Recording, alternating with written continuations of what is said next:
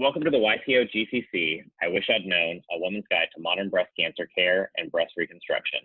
It's my pleasure to introduce Betsy Rowdy from YPO Gold, Arizona. Hello, and welcome to our call today.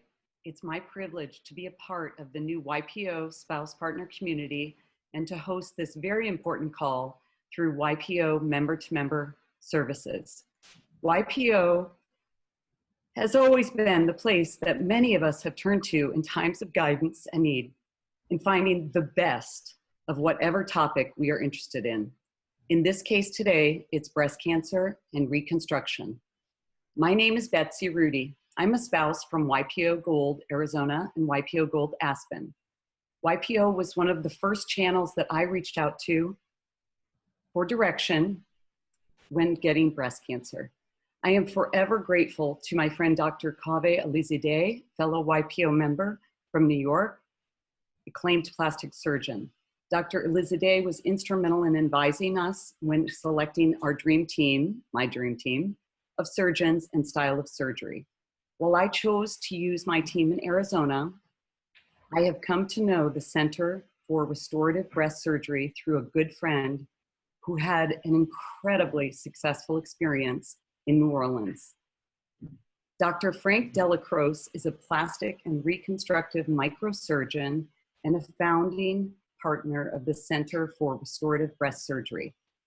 Dr. William Carl Ordoin, is a surgical oncologist, also at the Center for Restorative Breast Surgery. Both visionaries in the art of breast reconstruction. Their team welcomes women from around the world for treatment in their dedicated facility in New Orleans, Louisiana, the Big Easy. Today's call will be recorded and stored in the YPO library. The call will last 1 hour. Please type questions in the Q&A section of Zoom below at your screen. Questions will be answered in the final 15 minutes of the call. Thank you to YPO management for your dedication for this call. It's very emotional. It will be very revealing for those of you on the call, and thank you for supporting YPO Connections all over the world management. It's my distinct pleasure to welcome Dr. Delacroce and Dr. Ordoin to YPO. Thank you for taking the time to share your knowledge and give hope to the many women in the world on this call facing the challenge of breast cancer. Welcome. Thank you. Good morning or good afternoon, or whatever time of day it is in your time zone, dependent on where you are in the world. I'm Dr. Delacroce, more often known as Dr. D, and my partner, Dr. Ordoin, and I have some very exciting and encouraging things to share with you today.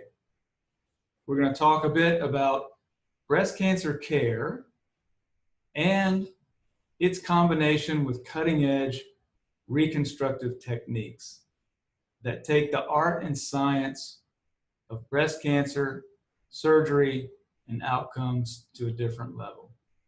Again, thank you for having us today. It's a pleasure to be here. I'm going to turn the mic over to Dr. Ordoin, who is a highly qualified and esteemed breast surgical oncologist. He's going to spend a few minutes talking to you about breast cancer care specifically and mastectomy. And then I will follow him with some of the things we're doing here at the Center for Restorative Breast Surgery on the reconstructive side. So with that, I'll turn things over to Dr. Ordoin, and away we go.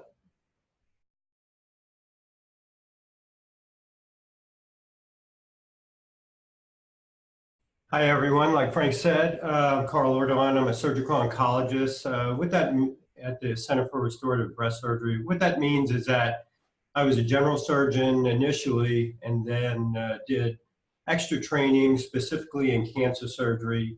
Now I have devoted my career to just operating on patients with breast cancer or breast diseases. Let's jump right into how do we determine if a lady has a problem with her breast. specifically in detection of breast cancer. The one thing that's made a difference over the years in a woman's survival is early detection of breast cancer. So I think educating the ladies on how to palpate the breast, make sure they determine if they feel an area that is lumpy or bumpy in their breast that is new to them and persists through a cycle or persists beyond a couple of weeks, they should seek medical attention for that. Also, ladies should have yearly mammograms once they get over the age of 40 to detect breast cancer at its earliest possible stage. Sometimes the mammograms may be suspicious and are not confirming any specific nodule, and then you will see the radiologist or the surgeon recommend that a lady go on to an ultrasound of the breast or possibly even an MRI.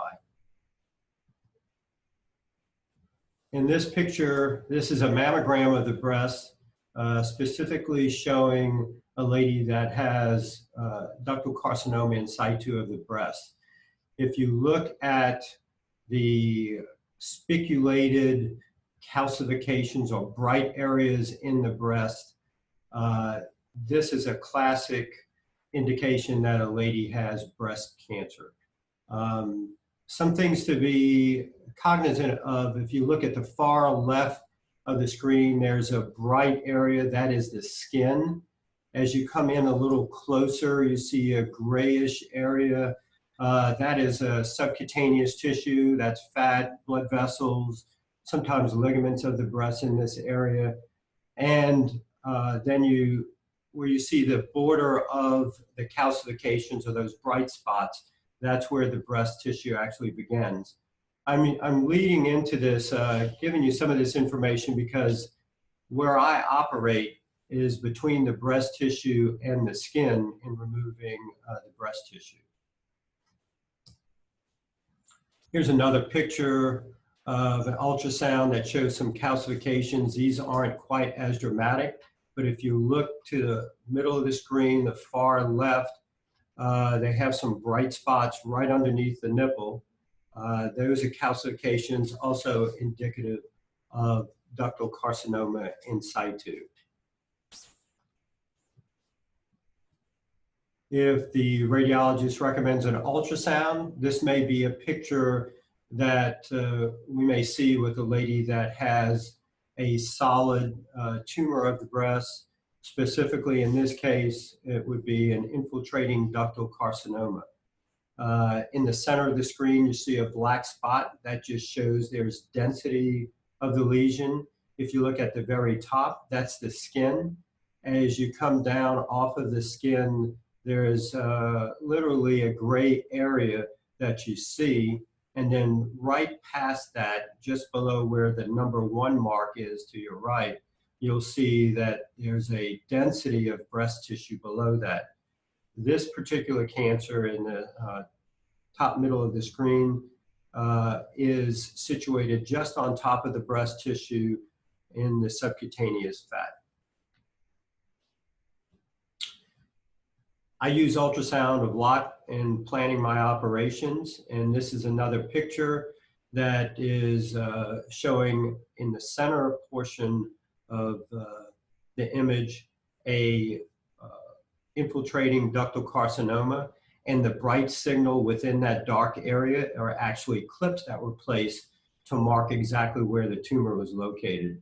When I do the ultrasound, I'll measure the distance from the bottom of the skin to the top of where the cancer is located, and this helps me plan out my operation in determining what type of margins I can get around the tumor, or if in the previous example, I may have to remove some skin directly over the cancer.